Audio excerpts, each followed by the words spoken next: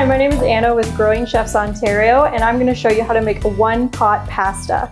One-pot pasta is great because it means there's less dishes, and it's a great way to use up extra vegetables in your fridge. To get started for our one-pot pasta, we need to start by cutting up all of our vegetables.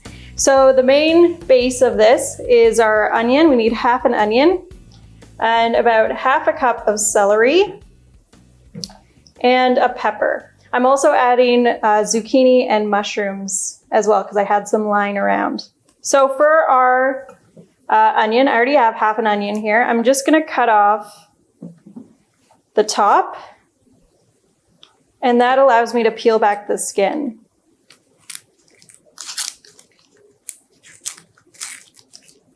Also, when you're cutting up your vegetables for this dish, you want to think about all of the vegetables being the same size because that would allow them to cook more evenly. So now I'm going to follow the lines on this half of the onion and not cut all the way to the end. And I'm going to cut little pieces because I want this to cook fairly quickly. Then I turn it, and using my claw, I'm going to cut little cubes of onion.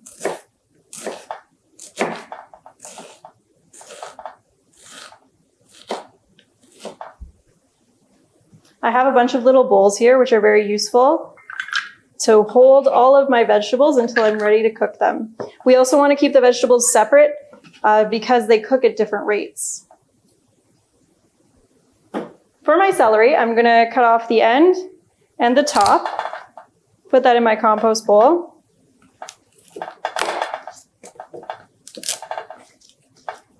And then I'm actually going to peel my celery. I really like peeling celery because I don't like the outer strings on my celery.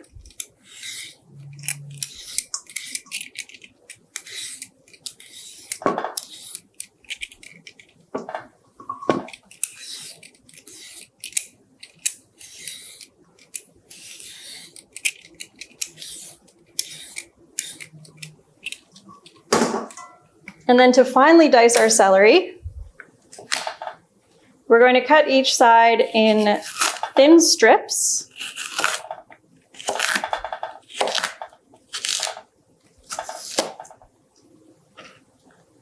Gather it all together and come down again into little cubes.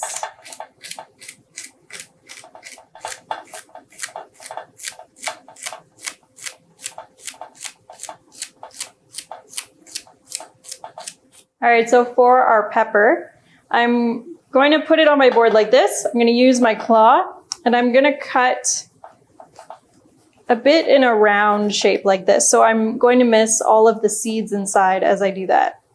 And I'm also going to miss most of the pith as well. And the pith is just that white part that runs down each side of the pepper because it's a little bit bitter. So see, I have my pieces. And I'm going to cut them the same way that I did the celery. So long, thin strips.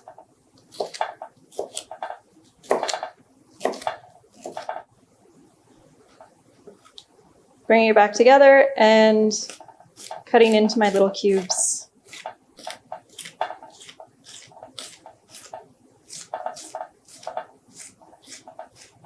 So for my zucchini, I'm going to do the same thing, but I'm going to take off the top and the bottom and cut it into long, flat strips.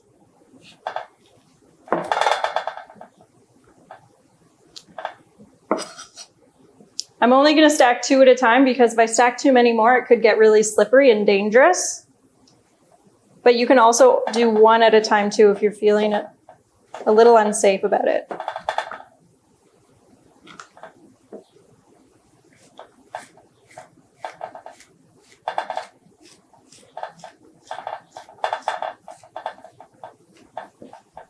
And now for my mushrooms, I'm just going to take off the very end because it's a little bit dry. And I'm going to slice them.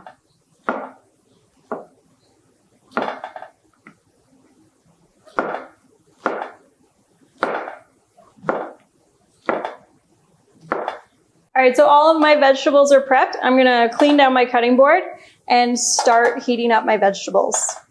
So I have my pot heating over medium heat. I'm just gonna add my oil.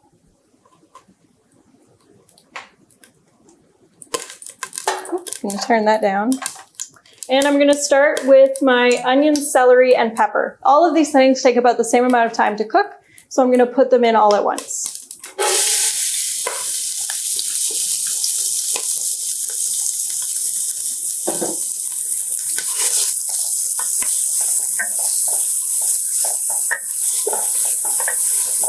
I'm gonna add a little bit of salt here just to help draw out the water in my vegetables.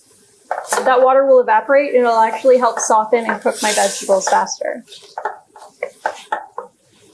This is gonna go for about 5 to 10 minutes, depending on how high your heat is and how dense your vegetables are.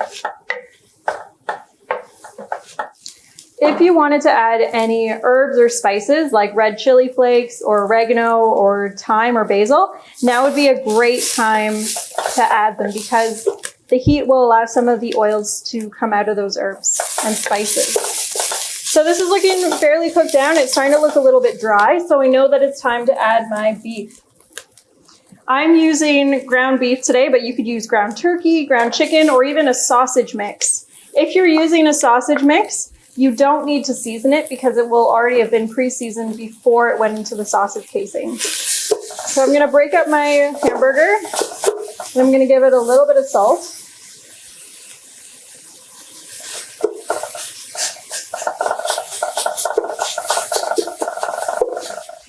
It's okay if your vegetables and meat are sticking on the bottom of the pan because we're gonna add liquid and it's going to bubble and lift up all the really good flavor that's stuck on the pan.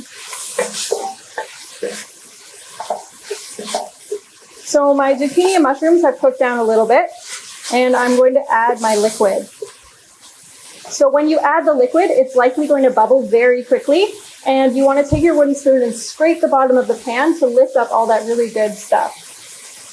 So I'm using beef stock today because I'm using ground beef.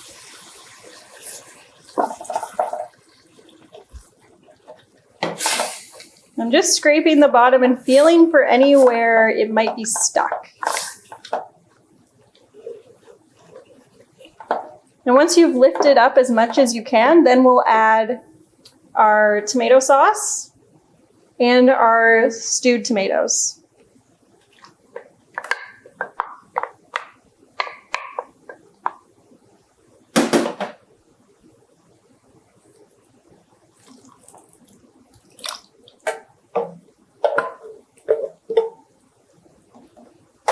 For a one-pot pasta, the most important thing is your liquid ratio, because when we add our pasta, we want to have enough liquid in here that it'll absorb and cook the pasta without overcooking it, and also give us a thick enough sauce to coat our pasta so we don't end up with soup.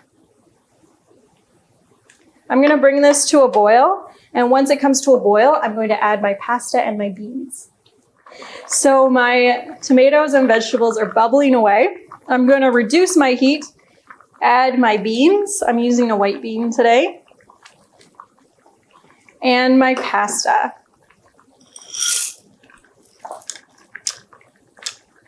I'm just going to let this go at a low to medium simmer so my pasta absorbs everything without breaking apart. It's going to take longer than the package directions because we're cooking it lower, and it's not just water that's absorbing into our pasta, it's all of the tomatoes and stock. So it's a bit thicker. And you'll want to taste it as well as you go because there's going to be a very quick point between when your pasta is done and when it's mushy. So the most important time for that really is after you've cooked it to when you're waiting to serve it. In that time, the pasta is going to keep absorbing the liquid and everything is going to keep cooking even though your heat is off. Okay, so my pasta's been going for probably about 12 to 14 minutes at a low simmer, and it's definitely absorbed a lot of the liquid, which you can see here.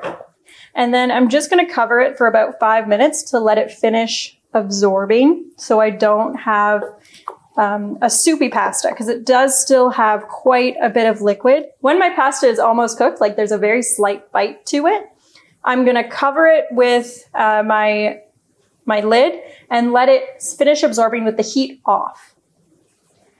If it's too hard and you don't have enough liquid, you can always add more water, but only a little bit of it at a time because you don't want your pasta to overcook while having a sous vide pasta. As a last resort, what you can do if your pasta is cooked and you still have a lot of liquid, put everything through a strainer, making sure that you have something underneath to catch the leftover sauce, and you can simmer down the sauce until it's a saucy consistency and then add everything back together. So we're ready to serve. Grab a bowl. We're gonna scoop our pasta in there.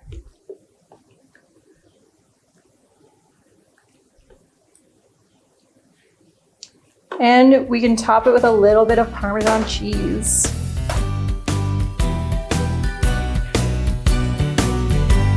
Bon appetit!